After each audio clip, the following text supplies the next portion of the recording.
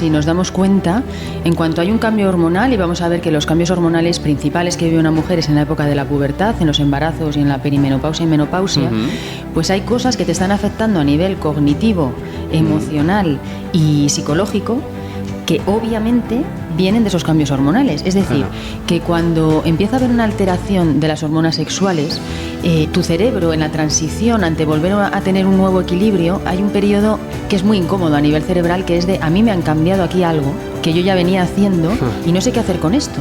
Entonces tu cerebro tiene que dedicar mucha energía a eso, a empezar a regular, a ver qué hace. Por ejemplo, la sudoración, los típicos sofocos, ¿no? Es un tema del hipotálamo que está ahí volviéndose loco. Dices, espérate un momento, ¿qué está pasando aquí? Pero ¿qué pasa? Que eso que estás sintiendo a nivel emocional, que estás sintiendo a nivel cognitivo, o sea, esos cambios de humor que tienes, esa tristeza que puedes tener añadida, esa sensación de densidad mental, de esta sensación de fobia, ¿no? Pues ahí está. A mí me pasa lo mismo. Entonces, lo que vemos es que cuando un cerebro está en esa transición, lo normal es que no te puedas concentrar, que se te olviden nombres. Eso no significa que estés con una demencia prematura, que es lo que precoz, la gente se asusta, que mucha gente piensa eso.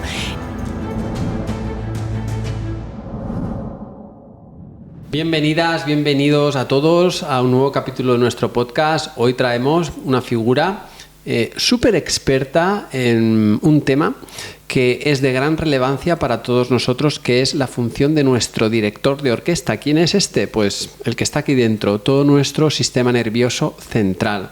Vamos a tener a Ana Ibáñez, autora del libro Sorprende tu mente, neurocientífica especializada en cómo entrenar y cómo optimizar nuestras funciones cerebrales para todos los públicos, no solo para deportistas de élite o directores de grandes empresas o políticos, sino cómo cada uno tenemos las propias herramientas para mejorar nuestra calidad cerebral y todas nuestras funciones corporales, emocionales, físicas, orgánicas, etcétera, y lo vamos a ver con ella, con Ana Ibáñez. Así que con muchas ganas de esta entrevista, vamos con Ana.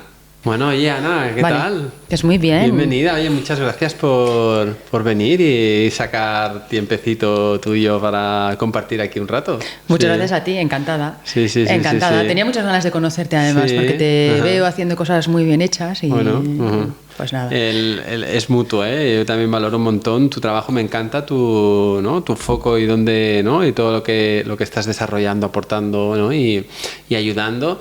Así que creo que tenía ganas de que estuvieras aquí sentada para rascarte y sacarte. Bueno, primero tú, como Ana, ¿cómo te encuentras? ¿En qué punto estás? Pues yo me encuentro ahora en un momento vital que es muy agradable, porque a nivel personal, que lo valoro muchísimo, o sea, para mí siempre lo primero soy persona y luego profesional. Entonces, a nivel personal estoy muy bien y a nivel profesional pues estoy disfrutando mucho de lo que he ido sembrando durante muchos años. Sí, y ahora pues estoy muy contenta. Claro. Estoy muy contenta. O sea que no ha sido de la noche a la mañana que has de repente explotado en éxito, ¿no? A mí como que me diga quién lo consigue. Dice, sí, no ha sido de la noche a la mañana. Lo único que me costó 20 años llegar a esa noche, ¿sabes?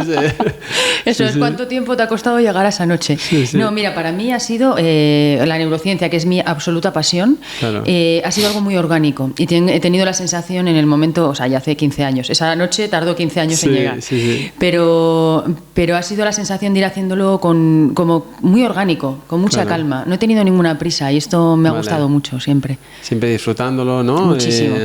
O sea, ¿qué hace que a ti te genere tanto interés el tema de la neurociencia? ¿Cómo llegas ahí? Porque tú eres ingeniero, ¿no? Sí, yo soy ingeniera química, pero desde el principio de mi carrera siempre estuve muy cerca de la dirección de equipos, de tener equipos de trabajo, de poderlos llevar, de sacar los mejores de ellos. Y bueno, y una época de mi vida viví en Patagonia. Durante 7 años y medio, donde, cosas exóticas de la vida. Yo tuve un hotel en Patagonia chilena, tuve que dirigir a mucha gente allí, en un lugar que era difícil, tuvimos operaciones de rescate muy fuertes, por ejemplo, esas cosas. Y a mí me acercó todavía más a una intuición que yo tenía de, oye, Ana, dedícate de lleno a la mente y a la neurociencia, que es lo que siempre me gustó, porque porque no solo te interesa, sino que aquí hay algo que se junta con quien yo soy y que es un camino que va a ser fructífero. Y así ha sido. Siempre he sentido que estoy en mi camino en neurociencia. Y respecto a esos 15 años que decías, ¿no? De 15 años atrás a ahora, o sea, evidentemente que la ciencia evoluciona, ¿no? Y lo que podemos conocer a nivel de, pues bueno, de neurobioquímica o demás es mucho más. Pero a nivel de social, ¿no? ¿Crees que hemos avanzado mucho también en esto, en aceptar este trabajo, este campo y demás? Sí, muchísimo, Edgar, porque fíjate que yo cuando empecé en Madrid, porque antes vivía fuera, en Madrid hace 9 años, y hace 9 años las cosas que yo hablaba que ahora se ven como normales, que es un entrenamiento cerebral, que es hablar de las partes del cerebro límbico, hablar del córtex prefrontal, esto era realmente algo absolutamente desconocido. Sí, o sea, rocambolesco total. Rocambolesco, ¿no? La gente abría los ojos y decía, ¿esto qué es? Y ahora no lo es. O sea, yo ahora en mis centros en Mind Studio entrenamos a niños y adultos y que no son solo, que antes solo tenía la gente de alto rendimiento deportivo, por ejemplo, que ahí siempre estuvo, el entrenamiento cerebral siempre estuvo muy ligado al alto rendimiento. Muy científicas, ¿no? Sí. O sea, tipo, yo qué sé, astronautas, ¿no? Temas así, ¿no? Eso es. O sea, eran profesiones físicos, tal, de élite. ¿no? Eran cosas como de mentalidades de élite que tenías que llevar era como entrenar un cerebro para que hiciera algo fuera de lo normal. Y ahora lo que ves es cómo entrenar a un cerebro para que esté fuerte, para que esté sano, para que igual que entrenas tu cuerpo y ves que de esa manera tienes una fortaleza, una resiliencia y que no te lesionas, pues eso mismo lo podemos hacer todos con el cerebro. Entonces ahora el cambio es abismal. Hombre, es verdad que yo he sembrado mucho en ese sentido, o sea, hablo mucho del entrenamiento cerebral. Claro, ya has generado, aparte tienes proyectos que ahora luego hablaremos de ellos, ¿no? Que ayudas, ¿no? Y entrenas a gente en esto. Pero un poco para contextualizar a alguien que le venga un poco así de, ¿no? De esas 3 palabras que has dicho, no haya entendido 4. Claro. ¿De qué estaríamos hablando, ¿no? De qué es la neurociencia, qué es el trabajo de nuestro cerebro. Sí, pues es que hay que partir por ahí. O sea, la neurociencia es la ciencia que estudia todo lo que es nuestro sistema nervioso, entendiendo que el cerebro es el actor principal de todo ello, el director de la orquesta. Entonces, neurociencia es amplísimo, como cualquier ciencia, pero en este caso hay una neurociencia que es más teórica, que es más de laboratorio, que es más de investigación, y hay una neurociencia que es de cómo utilizar las habilidades cerebrales y entrenarlas para empezar a ver cosas distintas ahí. Entonces, yo estoy dentro de la neurociencia aplicada, que en mi caso es poder leer la actividad cerebral. O sea, yo coloco sensores, electrodos, puedo leer cuál es tu actividad cerebral, igual que cuando vas a hacerte un electrocardiograma, que la gente conoce más eso, pues te lee cuál es la actividad eléctrica de tu corazón. Bueno, pues se puede leer la del cerebro, y lo que sabemos ahora en neurociencia es que esa electricidad nos da muchísima información y sobre todo la podemos modificar mucho. Cuando tú lees la electricidad cerebral, si por ejemplo estás leyendo un cerebro que está estresado, te estás leyendo unas frecuencias que son muy rápidas, y hoy en día existe la manera de enseñarle al cerebro a que esas frecuencias las baje, que sean más lentas, es decir, a calmarlo. Entonces, en el fondo, la neurociencia se dedica a estudiar cómo funciona nuestro sistema nervioso, cómo funciona nuestro cerebro, y más allá a cómo hacer algo con eso y mejorarlo. Y eso es a lo que me dedico yo, a la parte eléctrica del cerebro. ¿Y cómo estamos? ¿Estamos muy mal o qué? Bueno, hay de todo. A ver, yo soy súper optimista. A mí siempre cuando voy a dar conferencias, siempre hay alguna pregunta que es, oye, la gente joven la estamos perdiendo por todas las redes, por todos estos inputs que tienen, etcétera. Yo soy muy optimista. Yo creo que nunca hemos tenido el cerebro tan trabajado como ahora, nunca se ha conocido tanto como ahora, y por ende nunca hemos podido hacer tanto como ahora. O sea, que creo que vamos a ser atletas mentales que antes nunca hemos tenido la oportunidad de serlo. Pero sí que es verdad que lo que yo veo, y lo vemos a diario, es que la gente en general sufre. Y ahí, fíjate, yo ya no me incluyo porque yo antes sufría, pero ahora ya no. Sufre de que cuando tiene mucha actividad y nuestro día a día está lleno de cosas, tu cerebro te lleva a un estado mental que es hacerlo desde el estrés. Es decir, es de hacerlo desde unas frecuencias, que hablaba antes, de unas frecuencias demasiado rápidas que no necesitas. Entonces, ¿de qué sufrimos? Pues de vivir con cerebros demasiado acelerados. Sí, entonces, si lo desaceleramos, conseguimos que este cerebro funcione mejor. O sea, es súper interesante lo que comentas, porque además polariza mucho una situación que quizás ahora estamos viendo, que es el que debido a la tecnología, ¿no?, que está entrando con tanta fuerza, ¿no?, inteligencia artificial y demás, como que no sé, da la sensación que cada vez tendremos que hacer menos cosas con nuestra cabeza, ¿no? Claro. ¿Cómo ves tú esto? Pues fíjate que ayer lo hablaba con un directivo que se dedica precisamente al campo de la inteligencia artificial. Decía, no es cierto que la inteligencia artificial nos vaya a quitar los puestos de trabajo. Claro. Lo que sí es cierto es que los mejores puestos de trabajo lo van a tener aquellas mentes que van a ser lo suficientemente flexibles para avanzar con ello. Y esto yo lo veo. O sea, una mente flexible, adaptable, que va aprendiendo, es un valor muy bueno ahora mismo. Y nos lo exige el día a día. Pero la buena noticia es que igual que tú puedes estar sintiendo que tu cuerpo está rígido porque no has hecho ejercicios de flexibilidad, tu cerebro también se flexibiliza cuando hace ejercicios. O sea que cuando tú realmente entrenas a nivel de neurociencia tu cerebro, notas los cambios de una manera muy rápida, además.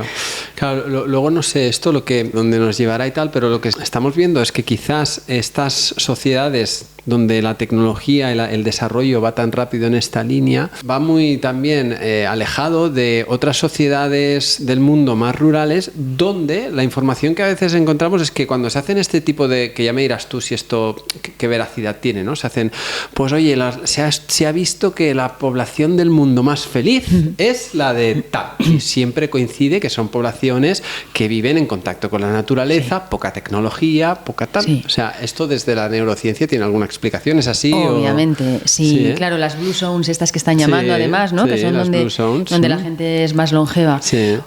Obviamente, porque nosotros en realidad, claro, nuestra civilización nos ha ido alejando de la naturaleza, pero una cosa que yo defiendo muchísimo a nivel cerebral y que es uno de mis caballos de batalla con todos, o sea, con deportistas de altísimo nivel a cualquier persona, es que tenemos que valorar tanto el esfuerzo como el descanso. Pero descanso entendido como disfrute, como dejarte llevar y con esa conexión a algo más allá, más grande de ti, que es la naturaleza. Porque de manera natural nuestro cerebro produce frecuencias muy agradables y muy sanas, que son las frecuencias alfa, que vienen de manera natural en cuanto estás en la naturaleza. Salvo personas, bueno, a mí a veces hay personas que no les gusta estar en la naturaleza. Bueno, las personas no. Pero en general, lo lógico, lo biológicamente más normal es que cuando estás en la naturaleza, frente a un buen paisaje, en el mar, mirando una montaña o algo bello, notas una paz interior que es porque tu cerebro reacciona ante eso y entonces tiene frecuencias alfa. Entonces, obviamente, uno de mis grandes consejos es, no te vuelvas loco con estas 10 cosas para dormir mejor y el tomarte y el tal. Vete al campo a dar un paseo. Ya verás cómo te regeneras. Que de hecho lo hablábamos porque tú vives en un sitio que es más natural, creo. Sí. Te beneficias de eso todos los días. Sí. Claro, ¿y hay alguna forma de explicar cómo funciona un cerebro, ¿no? Porque claro, cuando hablamos de esto, ¿no? De frecuencias, neurotransmisores, ¿no? Las sinapsis nerviosas, ¿no? Las zonas intrasinapsis, ¿no? Y la gente dice, bueno, es que no entiendo nada. No entiendo nada y no tiene por qué entenderlo, además. No hace falta entender tampoco. La mayoría de nosotros no sabemos qué es lo que tenemos, cómo es nuestra rodilla por dentro con todos los nombres. Es normal no entenderlo. De una manera muy simple, hay dos imágenes que nos ayudan a entender el cerebro. Una es que nuestro cerebro, su principal objetivo es la supervivencia. Entonces nuestro cerebro siempre va a ser miedoso de base, porque quiere protegerte. Claro. Entonces, en ese sentido, había Paul MacLean, que era un neurocientífico, hizo un análisis así que era como muy sencillito. Decía, es como si esto fuera una cebolla como que el cerebro tiene 3 partes. Hay una que es la de base, que es la que te permite respirar, que es el reptiliano, porque hasta los reptiles lo tienen, es el que hace que de forma automática pestañees sin darte cuenta y ser consciente que tienes que pestañear. Claro. Hay otra que es la límbica, el cerebro límbico, que es el emocional, y este es el que se enciende mucho frente a la alerta. El de supervivencia está en lo emocional. Vale. Por eso cuando hablamos de la amígdala, del secuestro amitalino, estas cosas es por este cerebro. Y luego hay la tercera parte del cerebro, que además yo digo, la del pestañear es la de abajo, la emocional es la del medio, y la de arriba, la más sofisticada, es nuestro córtex prefrontal, que es bueno saber que toda esta zona nuestra del cerebro es la más evolucionada, es la que nos hace seres humanos para el 2024. Vale, el problema que solemos tener es que nuestro cerebro se queda solamente en las 2 primeras bases, si no le ayudamos a que vaya a nuestro córtex prefrontal, que es la más sofisticada. Es decir, que frente a una situación te tiendes a asustar o tu sistema se pone en alerta porque tu cerebro te quiere proteger. Entonces entra esta parte del límbico. ¿Cuál es la gracia del entrenamiento cerebral? Que tú actives la otra parte más sofisticada, que es la de más arriba, la del córtex prefrontal, esta de aquí, que es la que te hace conectar con lo que ya has vivido, tener la capacidad de tener reflexión, de coger perspectiva, de pensar las cosas. Entonces, el objetivo es que no te secuestre esta parte intermedia del cerebro, sino que utilices la otra. Si nosotros como sociedad funcionáramos todos mucho más conectados con nuestro córtex prefrontal, nos iría muchísimo mejor. Mucho mejor, ¿no? Mucho mejor. Y porque a día de hoy, ¿cuál crees tú que son las actitudes o los comportamientos o las formas de hacer o de ser tal que más pueden estar generando este lastre, ¿no? Este freno al rendimiento cerebral?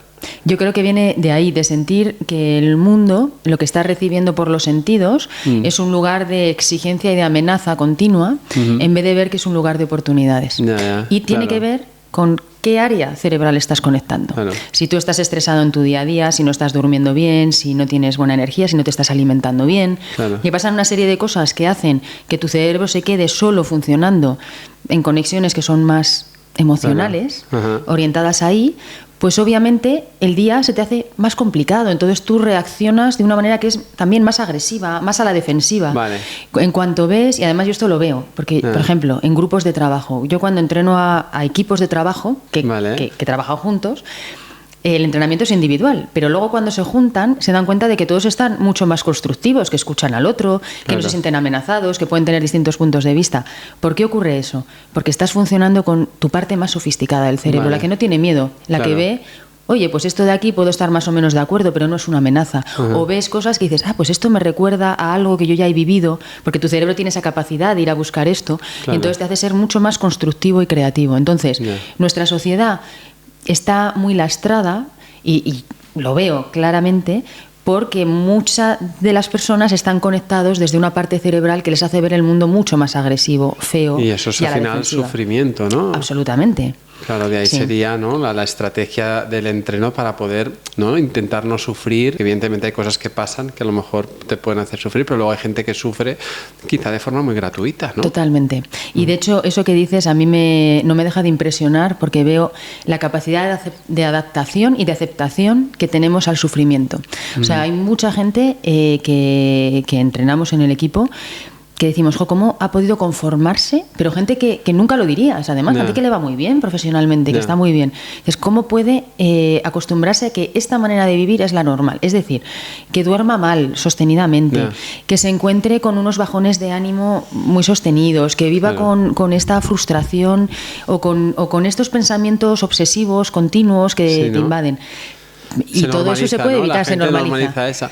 Se normaliza. Gente que a lo mejor es como muy perfeccionista, que cualquier cosa que a lo mejor esto esté así le está generando, ¿no? Tal, o sea, todo eso al final te está generando unas frecuencias y una serie de... Claro, ¿no? Estás conectando con una... Fíjate, es curioso que me digas eso porque justo antes de venir yo grabo muchos vídeos donde grabo cositas, ¿no? Y entonces acabamos de terminar el entrenamiento con una persona que además es bastante conocida del mundo de la televisión, una periodista, y estaba diciendo justo eso. Decía, es que es increíble lo que me han ayudado estos días, que han sido 5 de entrenamiento, porque me noto que ese perfeccionismo mío de repente ahora está a otro nivel. O sea, ya no necesito ese control, o sea, como que mi sistema, una vez más, la palabra es flexibilidad, como mi sistema es más flexible. Ya no se cierra tanto a que las cosas tienen que ser de una determinada manera, sino que abre realmente el foco, y es que eso ocurre. Es que nuestro cerebro, pero lo importante de saber de eso es que todos tenemos esa capacidad. Todos la tenemos. No es que tengas que cambiar, no tienes que ir con pico y pala a sacar esto de lugares que no lo has aprendido. No, todos tenemos esa capacidad, pero lo interesante es tener pautas cerebrales que ahora, claro, yo te podría dar, porque no solo el entrenamiento cerebral con electrodos es lo que puedes hacer, es la manera más rápida. Pero por supuesto que hay muchas pautas de, mira, cuando te pase esto, haz esta otra cosa, que es una de las cosas que aparecen, por ejemplo, en el libro, porque interesa como neurocientífica, a mí me interesa mucho, como neurocientífica, igual que si fuera una entrenadora personal, física de alguien, decirle, oye, es que si quieres correr mejor, es decir, si quieres concentrarte mejor, haz estas pautas cerebrales, porque te van a ayudar y te van a llevar a eso. Bueno, muchas veces se ven deportistas de altísimo rendimiento que y han exprimido tanto su potencial físico y ¿no? Todo está tan al mismo nivel, que es ese factor, ¿no? que tal. Sí. Y una cosa, Ana, desde la neurociencia, ¿hay diferencias entre un cerebro masculino y femenino? Qué buena pregunta. Fíjate que esta pregunta, cuando me la hacían hace años, a mí había algo dentro de mí que no me dejaba decir que sí que había diferencias. Me gustaba mucho decir, no, pues es más o menos lo mismo, solo que no, o sea, obviamente hay diferencias. Y siempre generalizando, porque obviamente claro, tenemos cerebros femeninos mucho más tendencia a masculino, etcétera, y al revés. Pero sí que es verdad que hay una cosa clave, hablando del cerebro femenino, y es que el cerebro femenino está sometido a adaptación toda la vida, aunque solo sea por adaptación hormonal. Como las hormonas cambian tanto, nuestro cerebro tiene que adaptarse todo el tiempo a estos cambios. Esos cambios vienen sobre todo desde el hemisferio derecho cerebral. Entonces nosotras tenemos un hemisferio derecho que es el que es el radar del mundo, por así decirlo, es el que capta información, el que está pendiente no solo de ti, sino de lo que está ocurriendo alrededor, que la mujer lo suele tener mucho más desarrollado. Esa es la razón detrás de que muchas mujeres nos pasa que estamos o con nuestros maridos o con un chico o con alguien y dices, pero ¿cómo no lo ves? O sea, si es evidente, si yo lo pero es que es imposible que yo no vea esto y tú no lo estás percibiendo. ¿Por qué? Porque nuestro hemisferio derecho nos lleva mucho más a ver cosas en ese ámbito. Y generalizando una vez más, el cerebro masculino tiende a no llevar tanto hacia la parte del hemisferio derecho, entonces lleva más riego hacia el izquierdo y entonces viene ahí esa capacidad más de es blanco o negro, no tengo por qué ver tanto. O sea, esto lo quiero, pues sí, voy a por ello. Se cuestiona menos, es menos generalizando, pero es menos autocrítico que un cerebro femenino. Entonces es muy interesante en el entrenamiento porque uno puede, entre comillas, darle atributos de un cerebro más femenino a un hombre, es decir, que sí sea más consciente de cosas del entorno. Yo esto lo veo en alta dirección, por ejemplo, masculina. Cuando entrenas áreas nuevas del hemisferio derecho, les ves cómo desarrollan no solo una empatía, sino una mirada que es mucho más inteligente a nivel emocional. Entonces saben llevar mucho mejor a sus equipos y lo ven y ellos lo disfrutan mucho. Y entonces puedes entrenar un cerebro masculino para que coja estos atributos, igual que puedes entrenar un cerebro femenino, por ejemplo, para saber poner límites, que es algo que a un cerebro femenino le cuesta. Qué interesante. Y claro, hablábamos de la mujer, que tú decías, ¿no? Que claro, en todas sus etapas vitales va teniendo cambios hormonales. Al final, claro, todo nuestro pulso sanguíneo, nuestra bioquímica interna está generando un impacto sobre nuestro tejido cerebral, ¿no? Sí. Entonces, claro, yo quería preguntarte que, ¿no? En este caso, ¿qué papel tienen las hormonas sexuales, ¿no? Porque además están los ejes, ¿no? Que tienen sus formas de relación a través de sus feedbacks, ¿no? Negativos, positivos y demás. Pero ¿qué papel tienen estas hormonas sexuales en la función cerebral de la mujer? Claro. Bueno, la tiene directamente, porque si nos damos cuenta, en cuanto hay un cambio hormonal, y vamos a ver que los cambios hormonales principales que vive una mujer es en la época de la pubertad, en los embarazos y en la perimenopausia y menopausia, pues hay cosas que te están afectando a nivel cognitivo, emocional y psicológico que obviamente vienen de esos cambios hormonales. Es decir, que cuando empieza a haber una alteración de las hormonas sexuales, tu cerebro en la transición ante volver a tener un nuevo equilibrio, hay un periodo que es muy incómodo a nivel cerebral, que es de a mí me han cambiado aquí algo que yo ya venía haciendo y no sé qué hacer con esto. Entonces tu cerebro tiene que dedicar mucha energía a eso, a empezar a regular, a ver qué hace. Por ejemplo, la sudoración, los típicos sofocos, ¿no? Es un tema del hipotálamo que está ahí volviéndose loco. Dices, espérate un momento, ¿qué está pasando aquí? Bueno. Entonces, ¿qué es muy interesante entender? Y nosotros entrenamos a muchas mujeres y sobre todo les calmamos. Decimos, espérate, que esto es una etapa. No es que te esté cambiando el cerebro. No es para siempre.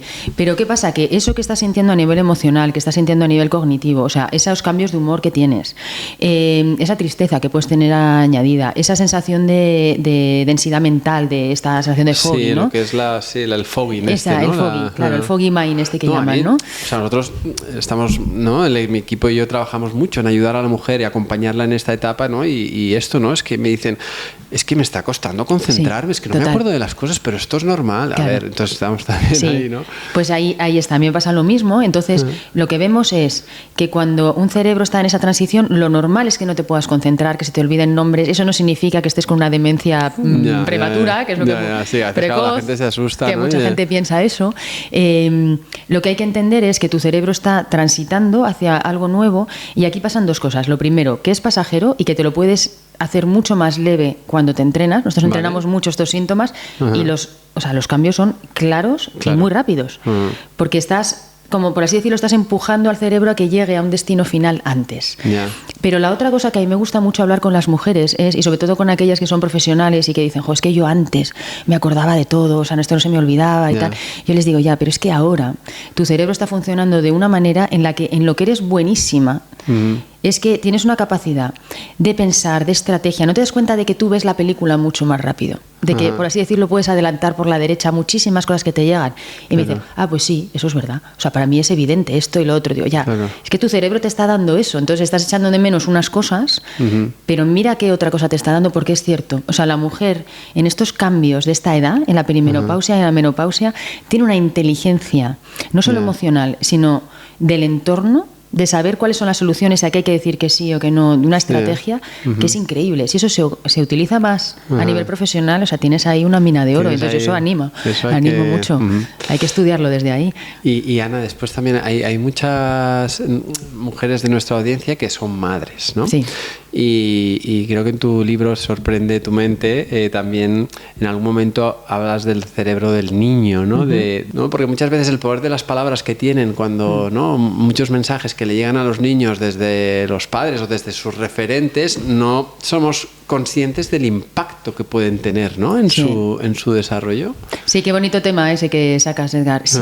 Pero fíjate que sin volvernos locos, porque padres perfectos no hay y yo creo que todos los padres queremos hacerlo de la mejor manera posible para nuestros hijos, aquí hay una cosa que está muy clara a nivel cerebral. Y nuestro cerebro lo que necesita en esta programación que hace desde que nacemos, y la programación la hace por la información que va recibiendo, pero las grandes necesidades de un cerebro es sentirse seguro y sentirse querido y aceptado. Vale. Si tú como padre eres capaz de hacer que tu hijo se sienta seguro de que está protegido en un entorno y de que tú le vas a querer y aceptar siempre, no importa lo que haga, sino que el amor no es una cosa que pones y quitas, sino que es una cosa que la va a tener. Seguro y que tú se la no vas a es dar consentido, siempre. ¿no? ¿Cómo? ¿Consentido? No. No, porque eso da mucha inseguridad. Claro, de hecho, es verdad. Eso da mucha inseguridad. Pero es una barrera muy fina, sí, ¿no? toda la razón. El saber realmente gestionar eso. Bueno, de hecho, seguro, fíjate, la seguridad viene por dejarles experimentar a ellos lo máximo posible, sabiendo que ellos pueden alargar la manita y pedirte ayuda, pero que tú, fíjate, la seguridad se pasa muchas veces a nivel subconsciente cuando alguien confía en ti y te dice, no, si es que tú puedes, y como que te quita la atención y te lo deja a ti. Al principio miras alrededor y dices, de verdad, yo puedo, pero hay algo dentro de ti que se ha calado de, oye, él piensa que yo puedo, y si él piensa o ella piensa que yo puedo, es que yo puedo, y entonces te da una seguridad innata. Entonces es verdad que los padres podemos transmitir muchísimo, y como bien has dicho, no solo en lo hablado, no solo es el lenguaje, que es muchísimo, el lenguaje, pero sobre todo en esos gestos, en este tú puedes, te dejo. Y en esa, y creo que es una flexibilidad que, una vez más, como cuando como padre estás conectado desde áreas cerebrales que son más sofisticadas, de córtex prefrontal, esto es mucho más fácil. Un padre que está conectado, una madre que están conectados desde el sistema límbico, desde el miedo, desde el susto, pues obviamente este acompañamiento es mucho más difícil. Claro, tú has tenido una carrera pues donde pues has hecho, ¿no?, una progresión espectacular. ¿Cómo ves un poco el papel a día de hoy de la mujer dentro de todo este, ¿no?, de este embolado? Yo a las mujeres nos veo en un lugar mejor que nunca en la historia, una vez más, en el que además por primera vez en la historia nos entendemos más, sabemos que hay un tema hormonal que no tiene por qué jugar en nuestra contra cuando sabemos cómo puede hacerlo a nuestro favor. Vale. Y creo que, en mi caso por lo menos, o qué es lo que hago yo, porque yo siempre he estado en ambientes muy masculinos, o en ambientes muy innovadores, donde precisamente ser mujer quizás no ha sido lo que más me ha ayudado y me ha dado igual.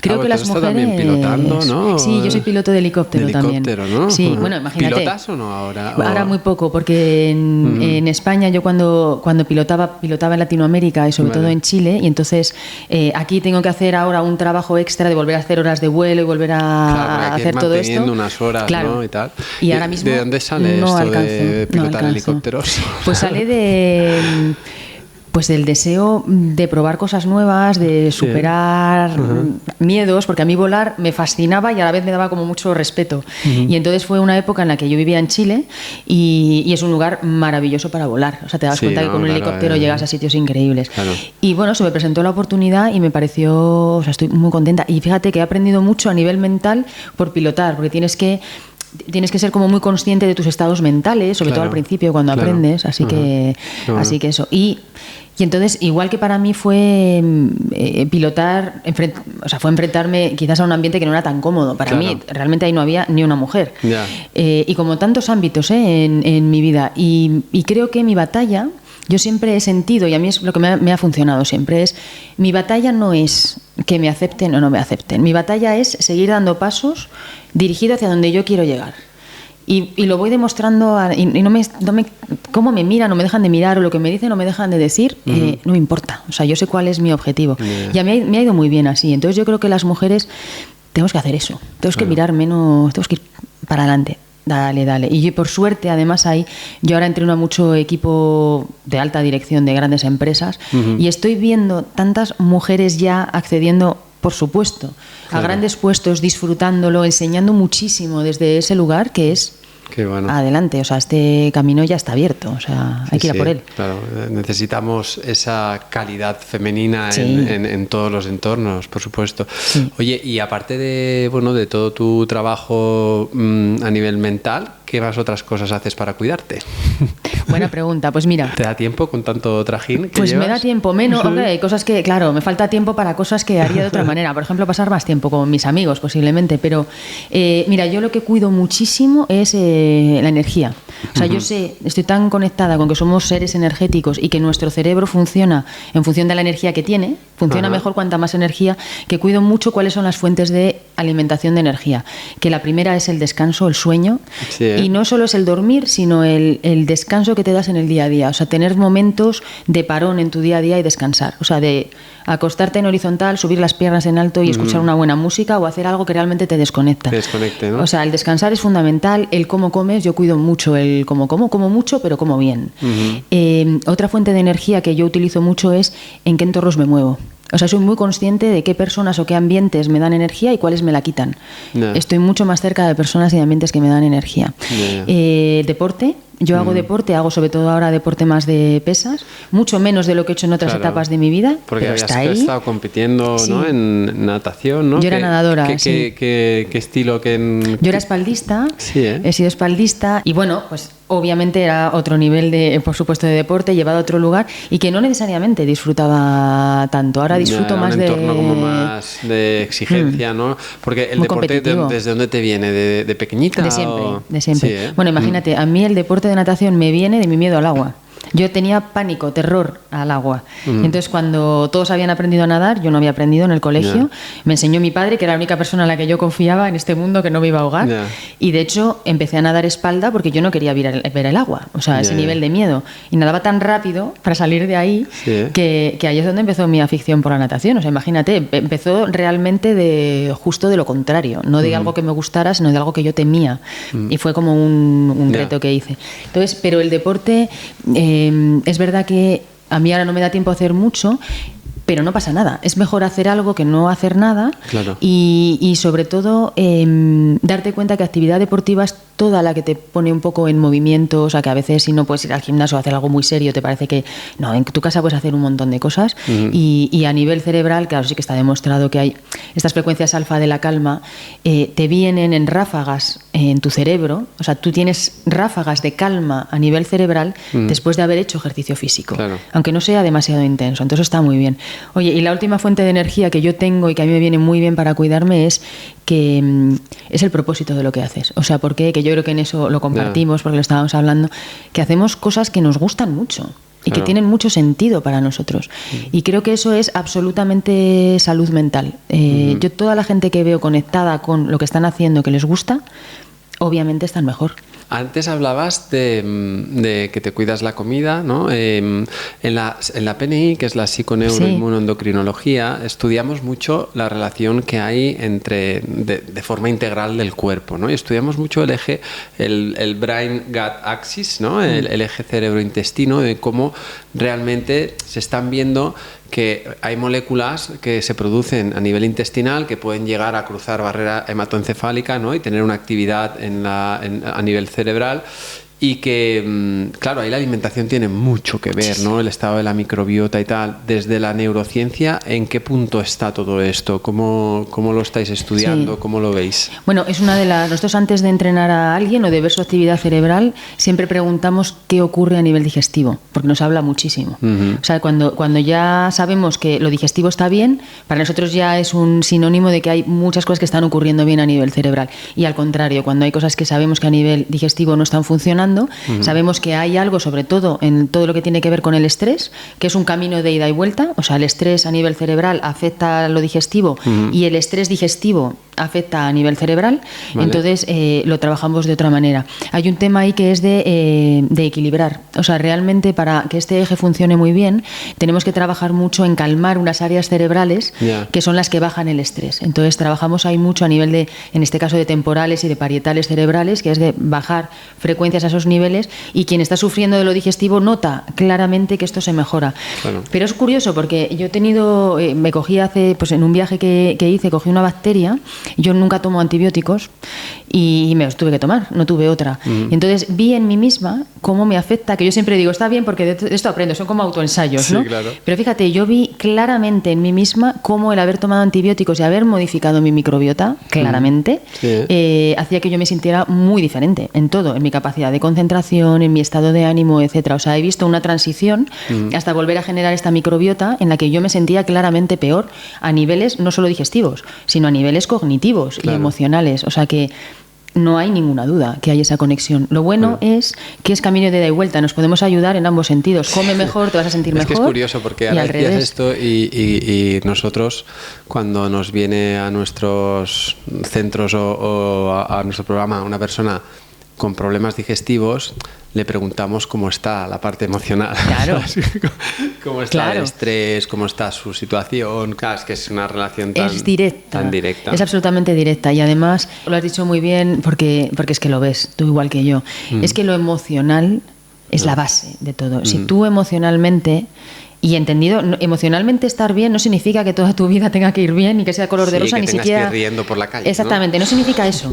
Significa que no te veas amenazado emocionalmente, que puedas estar viviendo un periodo que es complicado y en el que estés especialmente triste, de hecho, puedes estar en un duelo, pero que tú lo aceptas como algo que forma parte de la vida, no te estás rebelando, no te sientes que estás metido en una jaula emocional. Entonces, cuando tú vives así, con esa flexibilidad emocional de, bueno, pues estoy pasándolo mal, pero es un periodo, esto va a pasar, etcétera, no te está afectando negativamente. Y clarísimamente, para nosotros siempre, fíjate, la primera sesión de entrenamiento, ya sea para el alto rendimiento deportivo, para un olímpico, o para una mujer que se quiere entrenar para tener más memoria, o para un niño para que duerma mejor, siempre la primera parte de entrenamiento es comodidad emocional a nivel cerebral, siempre.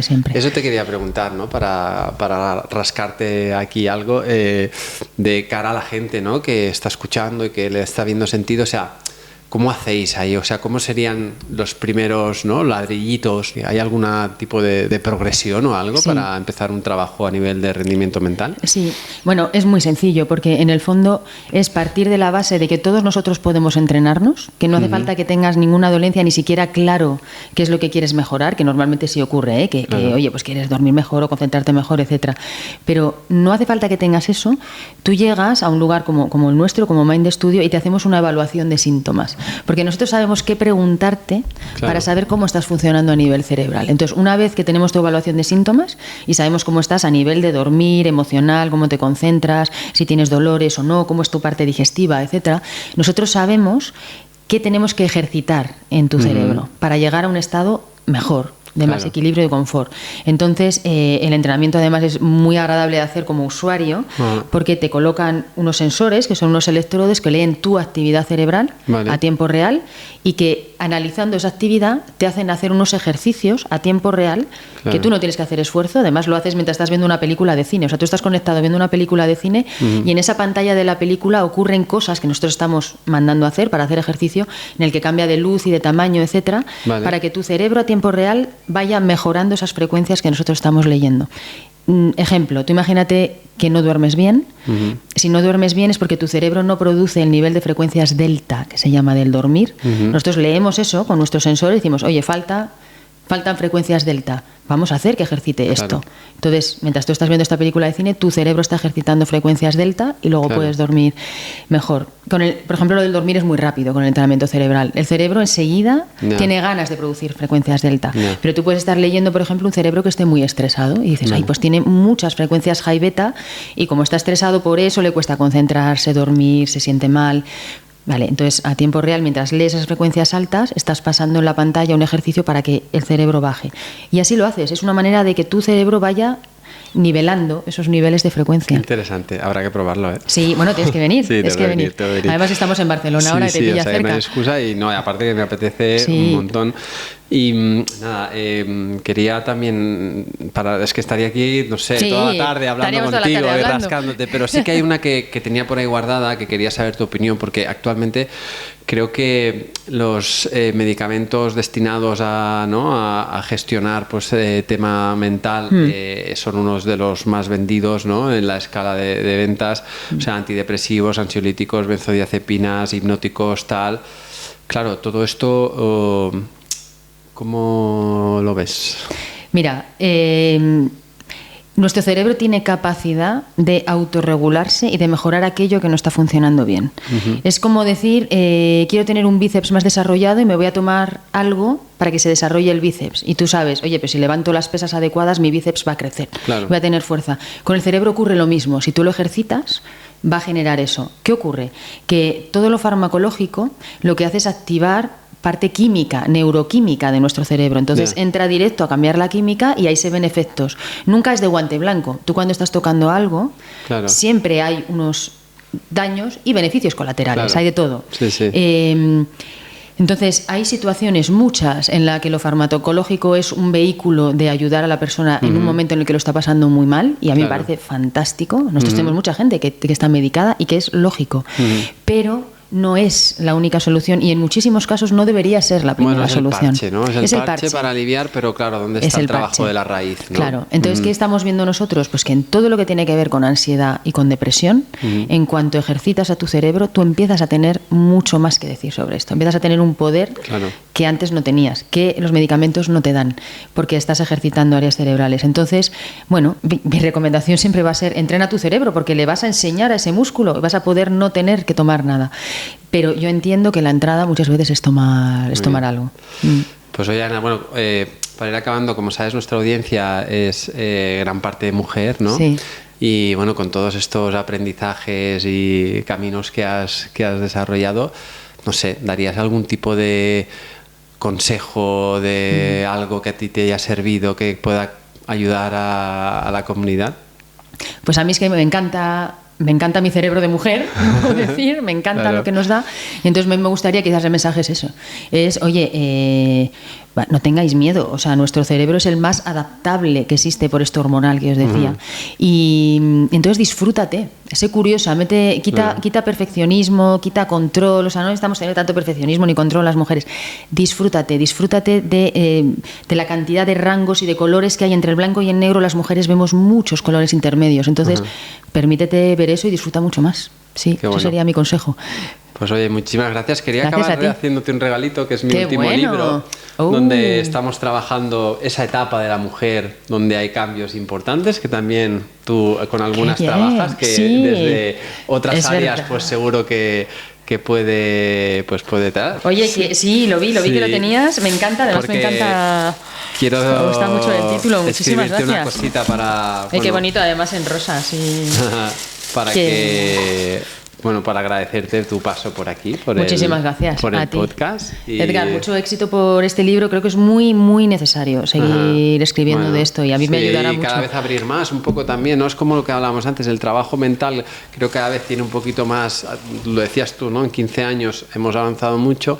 También con esta etapa de la mujer creo que ahora también se está hablando más transparente, más claro, ¿no? Más tal, y que eso es muy positivo para la mujer, porque le va a ayudar muchísimo en entender esos cambios y actuar, ¿no? Sí. Y no encontrárselo así encima. Y solo eso ya nos ayuda muchísimo a nivel cerebral, porque como te decía, como tiene tanta tendencia a tener miedo en nuestro cerebro, quitarle incertidumbre con cosas concretas es el primer regalo para el cerebro femenino. Así que bueno, muchísimas gracias. Ahí lo tienes. Gracias. Gracias por venir. A ti por invitarme. Gracias.